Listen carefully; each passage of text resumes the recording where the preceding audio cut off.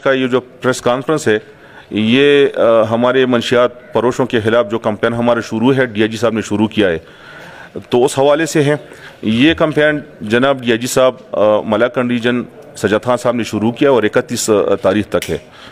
تو اس میں یہ ہے کہ اس میں ہمارے ڈی پی او صاحب نے شفیع اللہ گنڈاپور صاحب نے خصوصی ہدایات جاری کی ہیں ہمیں کہ ان کے خلاف بھرپور کارروائیاں کریں. تو ایس پی صاحب ہماری نگرانی کر رہے ہیں اپر سوات اور ہماری ٹیمیں بنی ہیں. آج کی جو کارروائی ہے اس میں ہم نے 6 منشیات فروش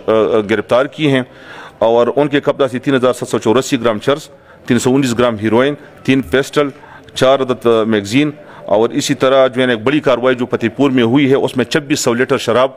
برآمد کی گئی ہے. اسی طرح ریسکاری کا جو رقم ہے وہ 92,000 روپے بھی برآمد ہوئی ہے اور جو کشیدہ کاری کا جو سامان ہے وہ بھی ریکور ہو چکا ہے.